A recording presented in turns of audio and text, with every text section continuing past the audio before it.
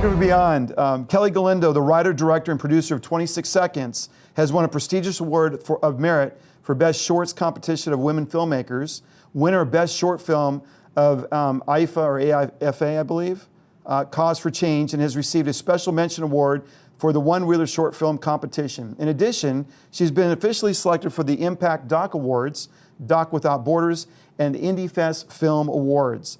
The awards was given for Kelly's poignant and unapologetic documentary short on sex trafficking. Kelly's vision for 26 Seconds is to spread awareness and a call to action by educating audiences and giving a voice to those who've been silenced.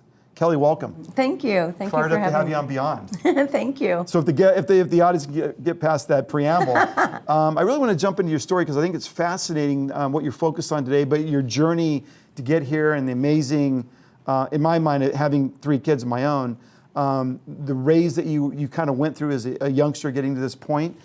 So with your epically amazing journey you've been on, where did this all start for you? Well, I'm a professor at Chapman University in the film school, so I knew that I had the luxury of being able to use film equipment and the editing suites, which, would take care of some of the cost in doing a film. But I wanted to do a project that mattered, at this point in my life, because I just know from previously directing theater or film, it becomes, with pre-production, production, post-production, it becomes 2, 3, 4, 5 years of your life. So at this point, I have made a decision I was only going to do on things that mattered. Mm-hmm. So I had a few things on my heart. Sex trafficking was one, because I had seen something on Dateline where basically pedophilers go to Thailand for sex tourism and get away with it, and it just sickened me. So that was on my heart. Also a few other things to do with like the horse slaughter industry and animals, Yeah. But after I prayed about it, as much as I prefer being with animals, they love you unconditionally. Right. But after praying about it, God put on my heart, people are more important. Right. You got to do this. Right. So I just said yes, and I knew it was going to be a journey because I knew nothing about it. So I said yes, and from 2016 until now, God has just opened every door. And at this point, I have over 40 nonprofit organizations, Christian organizations, that have partnered with me and that are working in prevention, rescue, restoration, or reintegration. So my project became, it's definitely about giving survivors a voice, mm-hmm. and I want the story to be told by the survivors, but it's also highlighting the nonprofit Christian organizations that are in there really doing the work. Right, there's a lot of them out there. So, but I'm curious, so take us way back to the beginning when you were maybe 18 or 20. You've been involved in film and acting, and I think that's very fascinating. I want to kind of get into that, but did you have any idea what you were going to be when you grew up? I mean, did you always have this bug like, I want to be in front of the camera or direct, or did it just evolve over time? Becoming a professor and a director evolved over time. When I was very young, I knew I wanted to be an actress. When I was really little, I can remember like maybe, 3, 4, 5 years old, I must have seen something on TV and I just wanted to be an actress. So that was my journey. And then being in the industry, and I took my craft very seriously. Like the thing I'm most proud of is becoming a lifetime member of the Actor Studio. So I definitely took the staircase and really developing a craft rather than, the short term and the elevator into success. Right. But what I realize is, and as much as I respect and honor the craft of acting, the industry is not fun. And I think that this is what shaped me to do this project, because it's definitely exploiting. They're not trafficked. Actresses aren't trafficked, but they are exploited for sure. 100%. Mm-hmm. Yeah, I was watching the Super Bowl yesterday, and they were saying it was they had some certain words that they used for the halftime show, mm-hmm. because they were showing certain aspects of the women, and it was complete exploitation. I was to the nth degree. Actually disappointed, because I filmed 2 years ago at the Super Bowl in Minneapolis, and organizations go, a coalition, because there's trafficking. Right. Pimps basically bring in busloads of girls because they go, not just the Super Bowl, like the Olympics, anything where there's a lot of men. And a lot of money. And a lot of money. So for me, because I've filmed at a Super Bowl, I was really disappointed. And Shakira and J-Lo, I think they're very talented, but I was very disappointed in Shakira had her hands tied with a rope in a part of a routine, and J-Lo was pole dancing. It's like, everything else is fine. Yeah. You're dancing, you're singing, and your guys are great, and great at 50. I mean, J-Lo's 50, she's amazing. But you don't need a pole dance, and you don't need to tie your hands with rope, because that sends a message. And the NFL and Pepsi Cola should be completely against that. So right. I hope this interview gets out, because I'm like, you can't do that. I think they call it the ass time show as opposed to the halftime show because it was all about that. But it's really interesting juxtaposition where you should be fighting against human trafficking and sex trafficking, and the NFL has the biggest platform on planet Earth at that point in time, and yet they're not doing the responsible thing That's right. with those kinds of shows. That's right. Because you are influencing a lot of skulls full of mush. And they know right now it's getting more and more publicized that trafficking happens at the Super Bowl event. I saw a few, it was on the news. So why isn't the NFL? And I think it's almost the number one event for human trafficking in a year. It is. So that should have been a no-no. Profits over principle. That's right. Almost. I'm sure they watched the rehearsals. Yeah. They should have said, okay, everything's great, except don't tie your hands and don't do pole dancing. Right. And I'm actually very upset too that they didn't honor Kobe Bryant. They should have dancers like slam dunking, basketballs, like in a dance routine. Like they should have, anyways, that takes me on a whole nother. So what I sense in talking with you, there's a spiritual component, right? There's a religion component, although I sort of don't like the word religion, I like more the idea of a relationship with God. But what role has religion or spirituality played in your journey? Well, from the beginning until now, and I'll still need God. Actually, one of my associate producers texted me the other day and said, Kelly, you're getting so much publicity, because I was just in Epic Times and I was in LA Times, and she goes, who's your publicist? And I write back, God. That's awesome. Because I don't pay a dime for publicity. God's opening every door. Right. So from the beginning, when I partnered with God and said yes and went on this journey, and then to every nonprofit organization, Christian organization that I've partnered with, and every door that God's opened, it's completely been Him. So I can sense you've evolved. You said that at some levels, an actress, it's kind of experience where they're used. Mm-hmm. So, but take the audience back, because at some point you had a burning desire to be an actress. At 5 years old, the seed was planted in your heart. What steps did you take when you said, I want to be an actress? Take the audience back at the early stages. What specific steps did you take to make that dream a reality? I went to the Lee Strasberg Theater to learn a craft, because I knew that I wanted the longevity of a career, not just the fast. Mm-hmm. I just had no idea how challenging the business is, the entertainment industry. And it definitely puts you in, I didn't really start I always loved, learning to become an actor, the craft of acting and being around actors, but the business on auditions, I did not like. Mm-hmm. I didn't really even start liking acting till I was older, till I was about, 35, 40, because all of a sudden, number one, I was more mature, but two, they don't send you on those auditions to be a hooker, and men aren't, trying to come on to you as much. So when I was older, like I was going out for judges and lawyers, and they just don't really hit on you because you're not 20 anymore, and I actually preferred that. I enjoyed being an older actress much more than a younger actress. So I have a funny story. When I was in my other business, we were using a prop on the set of All My Children, and I met Cameron Matheson. And so I was there for 3 days. I was with my son Jordan, who was probably 11 at the time. Mm-hmm. And so we get into the set, and we watch the actors and actresses in the little white rooms. They hold themselves off for a while. And I remember watching sort of the scene unfolding in front of me, right, and what that experience was like. And Cameron was intellectually interesting to talk to. Mm-hmm. I can't say the rest of them were that intellectually interesting to talk to, because there wasn't a lot of stuff happening in the gray matter. I mean, you talk to them and it was just, there's just not, and not to, maybe they're deep, I don't know. But the 3 days I was there, I didn't walk away and say that was stimulating. It was like, that's it? And it was interesting. My son Jordan, he said, when he saw the women coming in before makeup, he goes, Dad, there's a good thing there's makeup, right? Because they transform these women, right? So at a young age, he's starting to see this world, right? And it was just interesting that that experience of acting, they would be literally there for a 15-minute take, and then they'd go home. Or maybe they'd be there for a 5-second whatever, and then they'd hold up in the room for another 3 hours and come back out. And you look at the stage, it was like parts of it were dark, most of it, except where they were filming for that one scene. So it was just fascinating to see what went and what got, what was involved in creating that. Also, as you know, if you were there, it's a lot of waiting in filmmaking. Yeah. And I found that intolerable, actually. It's, oh my gosh.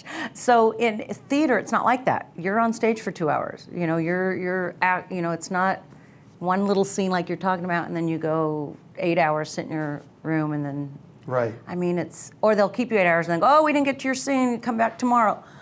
Wait, what? Right. So, the waiting drove me nuts. Yeah. So I think that, well, I definitely found my calling, becoming a professor and a director. I like being in charge. And congratulations, being a professor is not easy. Chapman's a great school. Yeah, it's a great school. So stick with being actors. What was the happiest moment as an actress that you ever experienced? Becoming a lifetime member of the Actor Studio. For me, that was a moment of saying, because as you know, if you've, actors audition and get rejected and rejected and rejected. So it was the first moment where I was like validated. I do have talent. I am an actor. Right. And it doesn't matter, because there's so many other things that come into play, in getting cast. So, yeah, that was a validating moment for me. Yeah, that's important. I was watching a documentary on who is that? I guess Jeff. Sorry, loud.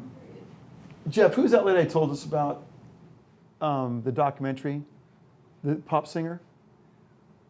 Anyways, it was a pop singer, and Taylor Swift. Oh. And it's exactly what you said. Taylor Swift is sort of like. Remember when Kanye West came up and when she's getting an award? He kind of pointed to Beyonce, that she really had the better video, and it sucked the wind out of the room and the auction out of the room. And from that point on, for Taylor at that moment, it sort of unvalidated everything she was trying to validate, that she belonged there. And so for a period of time after that, she was trying to get back on point mentally to say, hey, I do belong here. But it just rocked her confidence. And I sort of sat there going, wait a minute, you're Taylor Swift, you're making millions, you're selling millions of records, but the balance of confidence versus insecurity and do I belong or don't I belong is fascinating, because she's really achieved like epic levels of success, but even her, she was like questioning. I just read an article on Kobe Bryant where he said that there were many nights, I mean, here he is, phenomenal basketball player, but there were many nights when if his back was hurting or his knees were hurting or whatever, that he, would question, can I do it tonight? So I think that, Martin Landau is a very good, he's passed away, but he was my mentor and I love him. But he used to always say that if an actor has doubt, that's a good thing. When you think you're sure, then you should worry. So it's just interesting that Kobe had that too. Yeah, no, it's powerful. So who would you say is the biggest influence on your acting career, and what lessons did they teach you? Definitely Martin Landau, definitely Lee Strasberg. That's where I started training at the Lee Strasberg Institute. So Anna Strasberg was a mentor at that time, his wife. I would, Mark Rydell, he was also a West Coast director at the Actor Studio. And of course, there's certain talent that always inspires you. At the Actor Studio, it was quite phenomenal, actually. You never know when people would be coming and going because they have careers. The Actor Studio was set up by Lee to have just a play. It's very hard to become a member, but once you're a member for life. And he felt that actors needed a place to work out. Yeah. Because like a musician can pick up an instrument and play, and a writer can write, but what does an actor do if you get put into an insane asylum if you're acting on the streets? So he wanted a place for them to be able to work out. Right. So the talent is phenomenal, but because they're working actors, they come and go. But people like Jon Voight, Christopher Walken, Al Pacino, did I say Sean Penn? Sean Penn. I mean, they would like once in a while drop in. I remember one time I was going to be performing a scene, And Martin Landau and Mark Rydell were gone that day. They said, so they're going to have someone else come in. So I'm backstage. All of a sudden, I hear Al Pacino's voice. He was going to be moderating us. No way. I was like, oh my God, no pressure or anything. Yeah, a little bit of pressure, right? A little bit of judgment. So it's a place that you learn from the best. Yeah. You watch them work and they moderate you. Yeah, that's so cool. That's so cool. So when did you transition from acting into directing? Well, when did I start directing theater? Probably when I was around 40.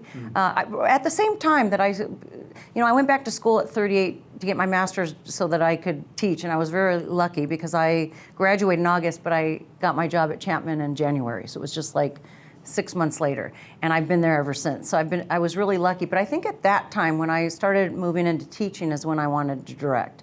And so I directed 2 plays. One was called Bridge. It was about Sonny Rollins, a great play about him going on the Williamsburg Bridge in New York, where people, that would want to commit suicide jump, and he would save their lives. Like, it's a true story. Yeah. So it was a 3-act play with 3 different characters that wanted to jump, and he would save them, and it was, all his music. And right. And then I did another play called Frank and Ava, about Frank Sinatra and Ava Gardner, and it was fun, a lot of music and their torrid love story, but we won the Best of Fringe that year. So that's, I think, at about the same time I started doing both. And in your acting career, though, you're on 24 and The Closer.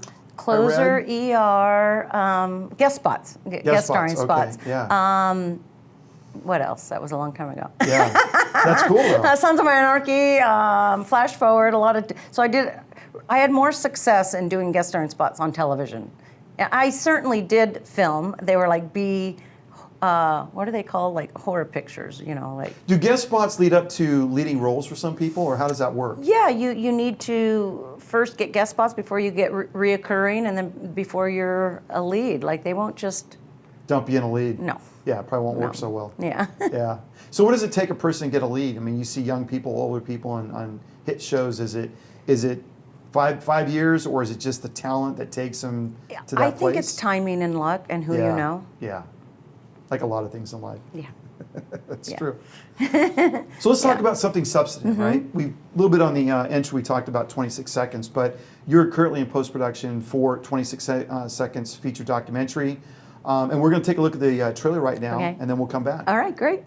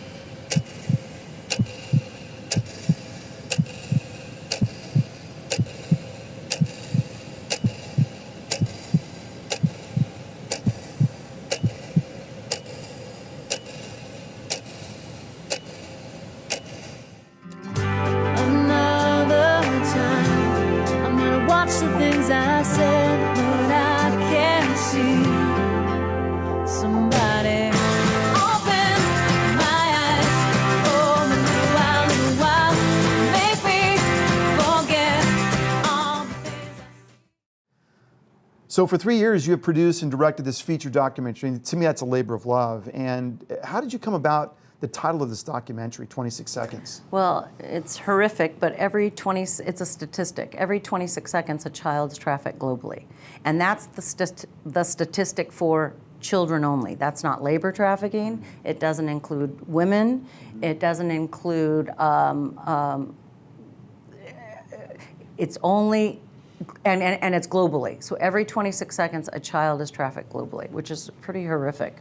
But the statistic would be worse if you included everything else. Everything else. Yeah, and economic trafficking is very, very real. Yeah, right? very real. And usually, people that are labor trafficked are also sex trafficked. Usually. Yeah, I can see that. So I've read where human trafficking is faster than sales of drugs. It's outpacing absolutely the sort of the drug trade. But those are huge dollars to be made. So why is human trafficking outpacing the drug trade? Because it's easier for the pimp to sell than if they sell weapons or drugs, they can go to prison for a long time.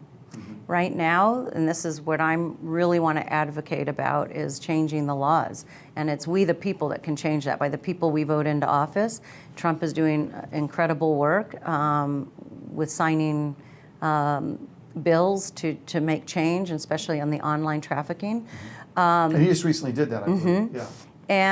But it's we the people that vote in the politicians that will change the laws. And the laws, in my opinion, need to be much stricter. I feel that if a John is, when he gets caught buying a woman or a girl, well, girl, they should go to prison. That's it. Children, it's done. But if they buy a woman in prostitution, I think it should be a $20,000 fine and 5 years in jail. Because they won't do 5 years in jail. They'll only do like 1 or 2, right, for good behavior or whatever. But if they have to go home to their family and tell their wife, oh, I have to pay $20,000 fine and going 5 years in jail and no money's going to come in this household, there would be less of it, I think. You know, it's interesting, you got that against the juxtaposition of Jeffrey Epstein. And the reality is people in power are absolutely involved in pedophilia, human trafficking, the very same people that run the country and write the laws. And we have to have our head in the sand to realize or think otherwise. And I have one survivor. She's probably 40 now. This happened to her when she was a child, but she was actually abducted, at 14, and taken to a home in Palm Springs. And when she got there were children from the ages of 2 to like 20. There was a glass that they put them behind, drugged them up so that they could have control over them, and very wealthy, influential, and politicians would come in and buy children. Yeah, I believe it. I 100% Pretty horrific. It is. It is. Any politicians running, how do you really know who that person is except the bright, shiny, glossy picture they want to show you of said person? So, but as you become aware of it, we as Americans should be doing something about it because there's so much damage done to kids psychologically, right?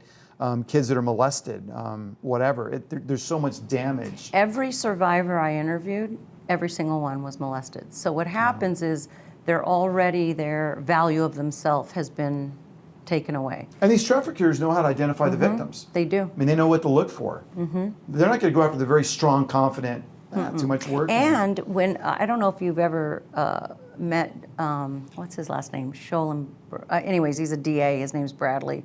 He's very influential here in Orange County. But he said every time that they go to rescue a girl, they can't take them. They have to offer them. Right. It's just like a drug addict. You can't make them go into rehab. They have to want to go. Right. So, and 99.9% of the time the girl will say no. And she will not rat on her pimp. She will go to prison for him. Right. They think it's kind of like the Stockholm syndrome? Yes, because they again, they were trafficked when they were children, 12, 13, 14. So that's their first, they think it's a boyfriend, actually.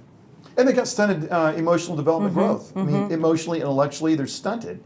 They're not going through the normal paces of growing into a young adult. And that's 13, what I 12, love 14. About Deirdre Pujols and Albert Pujols' Strike Out Slavery. They're trying to create awareness, which is what I'm trying to do as well. But it has to start in prevention, because otherwise, if we don't stop this before, it's a lifetime of trauma for this child, and it's the taxpayers that have to pay for this. Right. They're not. They don't ever. It's really difficult. That's why Deirdre also has Open Gate International, where it's a culinary school to give them, to reintegrate them. But it's a very long and expensive process. So she's wanting to stop it. So I remember Paul Lauer. He's the Motive Marketing, who marketed Passion of the Christ and Chronicles of Narnia and the Bible series. He's going to be marketing 26 Seconds. But he said, Kelly, what are the 3, because I always say it's prevention, rescue, restoration, reintegration, and prosecution. He goes, you only can pick 3. And I said, it's not 3, it's 5. And he goes, no, you have to pick 3, and to focus on. And after time, he made me think, and really there is the 2 parts that are the most important in terms of changing it and changing the statistics, and it's prevention and prosecution. Right. restoration, reintegration is important for the survivor. They need to be rescued, they need to be restored, they need to be reintegrated. But if we can hit it at prevention, which that's what Sandra Morgan and President Trump are trying to do, and Deirdre Pujols will strike out. You hit it at prevention and then prosecution, which is the Orange County Task Force, and let's make the laws stricter. Yeah, those are two big things, but the restoration is really critical, because I've also read that people that have been abused sexually go on to abuse. Yeah. So it's a snowball that just gets bigger. So the idea of identifying it and giving those people the help they need is also helpful, because if you go around life weak and you look like a victim and you look like a target, you will be targeted. And so the idea, I think you're right, you got to pick your 3 or 2. So I'll add that third one. But I think that's important, It because is important. if people are weak and they've been abused and they don't have the confidence, they're easy targets. I mean, it's like... Well, and once they've been trafficked, you're right, restoration is everything. I mean, these girls are, you can't just... it's trauma. They need a trauma psychologist. It's like PTSD trauma. And and how many people are actually pulled out of that, out of the total numbers? It's very low, 3%, actually. 4%? It's almost like, it's just like rehab. You know how people will go into rehab and then they relapse? It's the same thing. Girls will get rescued and they'll go back to the life. Right. That's why also reintegration is important. You got to give them a skill, a craft, a job that they can earn money rather than going back. Because you ask any of them, and it's kind of weird because they're right in one sense, but in the other is they don't keep any of their money. But what they'll say is, why would I go make $8 an hour when I can make $3,000 in one night? Right. But the thing is, they don't keep not one dime. Yeah, it all goes to the pimp. Right. Every single dime goes to the pimp. And Sandy Morgan, when she was on my show, she talked about a girl out of Yorba Linda who they rescued. And basically the pimp said, if you stay there, we're going to take out your family. So she left, and she was found dead the next morning. So it's a very violent world. You're dealing with the most violent of criminals that are involved in these activities. So it's not like, playing tiddlywinks. And that's why, back to the question you asked me, how much does God play a part of this? All of it. Yeah. For me, in the process of filming this, but in these girls' lives and them getting rescued, them being restored, without God, it's impossible. Right, it's huge. Impossible. Yeah. So in filming and directing this documentary, it took you the world over. Like you said, 9 countries. What did you see firsthand? Maybe you could share with the audience a couple of experiences, and how these experiences affect you personally.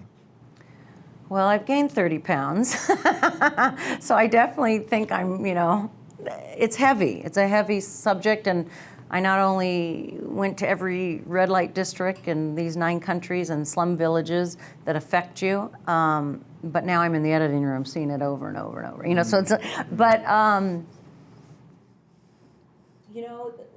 And was there a story that just galvanized your heart? You saw that, and it just blew your mind when you saw it for the first time? Well, the extreme poverty in the slum villages, and they're the ones, they're almost like, especially in some of the countries where they're not citizens. So they're disposable. They have no rights. They don't look for them. Yeah. But what I did learn, and I was always open to that, I said, I didn't know what the story was going to be. I was just going and letting God tell the story. My film's going to be about the similarities of human trafficking and sex trafficking in all of these countries, but also the differences, because there are some differences. For instance, in Cambodia and India, it's severe poverty. The parents. I think this is what affected me the most. Parents will sell their own 2-year-old for pennies,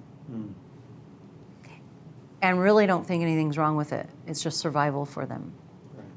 So anything to do with children like flips me out. And for a parent, I used to actually, I never had children because I thought, oh my God, it's like the hardest job ever. No one's qualified really to raise a human being, and I was just scared to death of it. After going on this journey, and now I feel completely overqualified. Most people out there having children should not be having children. Correct. Yeah. Well, it's like we have the Food and Drug Administration, we have the FAA, Federal Aviation Administration.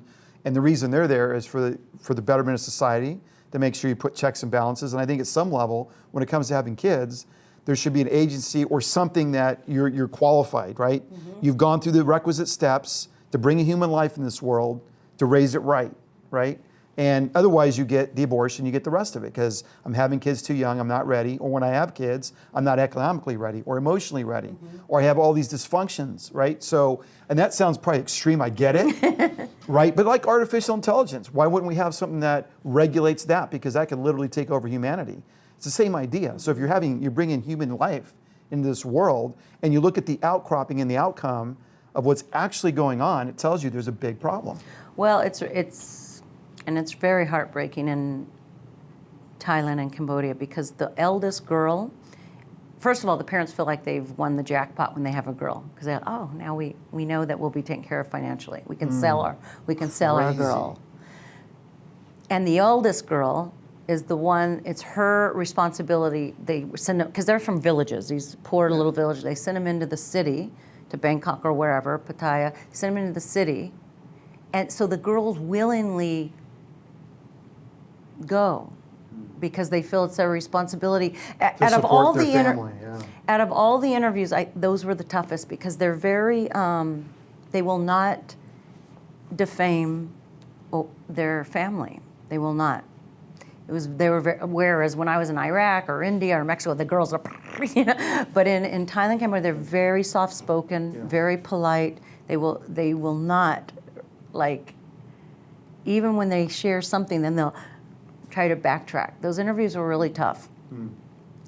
So they feel that their parents brought them into the world, so they need to now take care of them. Right. But at the expense of their little body and their spirituality, and it's awful. That's awful. It's hard to even think about in America. I mean, it's although awful. It happens here, but and Iraq was a whole nother deal. I was there when ISIS was still there. We were just 20 miles away from Mosul, and Mosul hadn't been liberated yet. So ISIS went into villages, killed the men, abducted the young girls, made them sex slaves, and made the elder women labor slaves. They would the way ISIS believes is that infidels, people that don't believe in their God, can be treated like garbage, can be treated like dogs, because that's how so they would beat them. So sex trafficking in Iraq was a little different than, it's not like they're on the streets or on the internet. No. It's just ISIS abducted Yazidi and Christian girls and then would trade them amongst each other. When they got tired of them, then they would sell them to someone else. But out of all the interviews, those interviews were the most horrific, I think, of what ISIS did to them. I mean, I interviewed a 7-year-old little girl, and that's when she was rescued. So she was 4, 5. As a sex slave. That's hard to imagine. Wow. So what can be done to minimize or eliminate sex trafficking? Having gone on this journey as you've been on, have you formulated some ideas of what can be done practically to eliminate or minimize? Well, I definitely, like I said earlier, harsher laws on Johns, because if you have to eliminate the demand, and the demand is the John. If there was no demand, the pimps wouldn't do it. They'd go make money doing something else, selling drugs or weapons like they used to do, right? But there's a demand. So that takes creating awareness, education. I love what San Diego's doing, because I did a lot, and I filmed. In the U.S., it was mostly Orange County, L.A., Orange County, San Diego, Vegas, and the Super Bowl, Minneapolis. And it's in every state and every city. But I mostly filmed in Southern California. But in San Diego, I was really impressed with what they're doing. They have a John school. So when Johns get caught, they have to go to John school, like traffic school, which means they have to tell their wife, and they have to go, for 12 weeks or whatever it is. And they have ex-Johns get up and speak. They were addicted to pornography or addicted to sex, and then they have survivors speak. So now it puts a face to, it's not just, they have to recognize that this is a human being. So I think they should have John schools in every city. You're right. In every state. Yeah, interesting. Well, it was funny, I was listening to Elon Musk the other day, and he had a really interesting way of looking at the world. He's like, why is there sex? I mean, because you think about it, except for procreation, what's the point? And the point he was making is that the brain, all human brains are run by what he calls the monkey brain, which is the limbic system, which is all about instant pleasure, gratification, instant response, right? And the cerebral cortex, a higher level thinking, is run and managed by the monkey brain. So when you think about why people do what they do and why they make the choices they make, it's because it's a limbic-rich world where you're not really thinking through what you're doing. It's just meet the pleasure quota, and that's it, right? So anyways, he's on a mission to see if he can alter that in the future, but it's so true when you think about why people get addicted. It's the pleasure. It's like, I gotta feel good, and I go do that thing that makes me think I feel good, but in reality it's doing so much damage and destruction, not only to the victims, but also I'd argue to the Johns. I mean, ultimately. I mean, they're spiritually in a very dark place. I also, again, going back to, where is God in this? Everywhere. Because there is also redemption. We all are redeemable if you choose light, if you choose truth, if you choose God. Because a lot of these founders of these organizations, one was addicted to pornography at one time, and now he's rescuing girls. Another was he was a John, addicted to sex, and he has rescues, restores, reintegrates, he's doing it from A to Z. That's Magdalene Hope. And then there was his name is Armin King, and I love him. He was an ex-pimp, and he's out of San Diego, and he has an organization called Pave to Great Futures. Yeah, Pave, something like that. God, I'm getting it wrong. Anyways, his organization is where he reaches out, because he's a Christian now, and he's reformed, and he has this organization where it's a culinary school, and he reaches out to gang members that they have no fathers, and that's what they do. They just go into pimping. Yeah. He goes, I didn't even know it, that word, human trafficking. He goes, that was like a dirty word to us. He goes, we just called it like pimping women. He goes, human trafficking was like, and I was like, Armin, you're so funny, because pimping girls sounds worse than human trafficking. But he was like, I'm not a human trafficker. Right. I'm in denial. But he's an incredible, so bottom line is this. People that have done the worst, if they say yes to God and say yes to truth and light, can do incredible work. Because when I've been out with these people, girls will walk right past me, like they don't trust me, but they'll go and talk to them. It means that they can reach certain people that we can't. Right. They have some trust. That's a good point. So in making this documentary, what do you ultimately hope to accomplish? Create awareness, but not just create awareness, also a call to action so that people will do something, and whatever you're gifted at. I did a documentary because I have access to film equipment, and that's my gift. But there's others that want to, like Deirdre, Open Gate International. It's a culinary school, and or there's people that just maybe they've got. I have a friend that has 5 kids, and she's like, oh my God, Kelly. I said, she goes, can I give you $10,000 for your project? Yes. And if that's all you can do, then that's all you can do, because these organizations are the ones in the trenches doing the hard work. Yeah. And they need donations, as you know. Yeah. So, but whatever people's gifts are, wherever they can give to, even if it's just sharing on social media, right? Create awareness about this issue, and then step up and do something, whatever you can do. Right. So what we need to have done, though, for your longer version of your film, is to raise money. What are you looking to raise for your film to bring it to full production? A minimum of a full feature film. Sorry. A minimum of $100,000 I need to raise, but that's like, I mean, really, the appropriate amount would be $300,000 to do the film right for post-production, and then of course you would go up to $1 million for marketing. Right. Yeah. But so 1.3 million you're looking to raise for 26 seconds, and if God puts it on your heart to do it, then do it. Yeah. Right, because it's going to save a lot of lives. It's going to reduce the impact on people. It's going to reduce the impact on society. So it's a hell of a cause. We should get And I behind also this. want to share with people, because I'm not just, I'm in it. Not only is it 24/7, and it's been 5 years of my life already, or 4 years, but my media agreements with all of these organizations are, at that time, because I didn't know if an executive producer was going to come on. I hoped so, but at that time, my media agreement with them under my production company was whatever my percentage is, because I don't know what it's going to be if someone else comes in and pays for all of post-production, right? Because then it would be different. But my media agreements are whatever my percentage is, half of it is going to be divided evenly with all of these organizations so they can continue to do the work that they're doing. Right. So the film is also helping these organizations to continue doing the work that they're doing. Right. And also, I'm just at that point where it's, you know, when I'm long gone, media is a great thing. It will still be here, this film, It's up in right? the collective. It's always there. And then, and I don't have children. So then at that point, all of my percentage would be going evenly dispersed among all the organizations. So it's, you know, and it's in what? Cambodia, Thailand, Iraq, India, East Africa, Mexico, and the US. So it's like, that was the plan. You know, you put your, you have to really invest. Yeah, that's powerful. And I hope it comes through, and I Me hope you're able too. to really touch a lot of lives. So what are some of the most important lessons you've learned in life? Patience. I didn't really have any until this film. Yeah, and hard work. You know, being a professor and being an actress, now I have to say, I used to think I worked hard, but, you know, when you're a professor, you work 2 or 3 days a week. Actress, you know, once a month. Once you get a gig, yeah, right.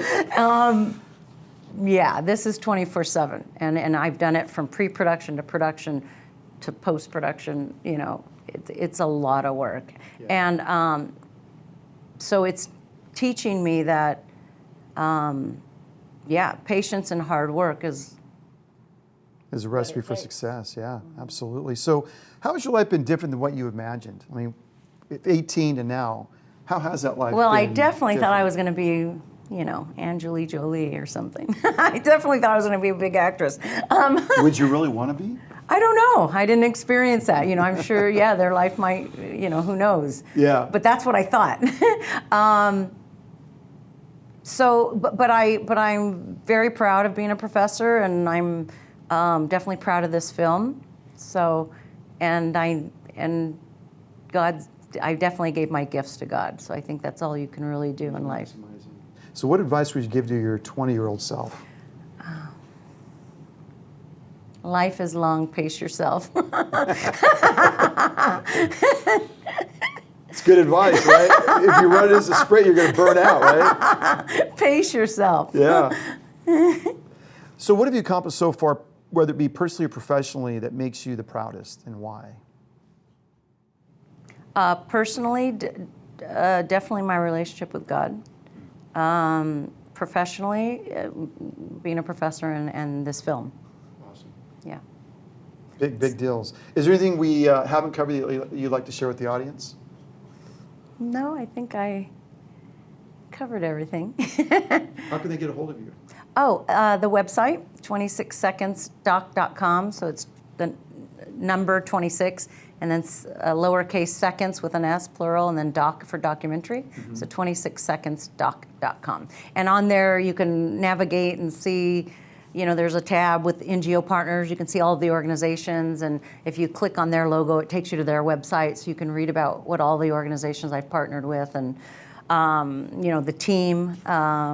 My advising producer, his name is Sid Gannis. He used to be president of the Academy Awards, and he's incredible. He's been a mentor and a friend. Nice. Yeah, he's incredible. And Mark Wilkins is going to be my lead editor. He's won 3 Emmys. So I have a really great team. So anyways, but going through the website, you can navigate through the team and the NGO partners, and the videos are there. What else is on there?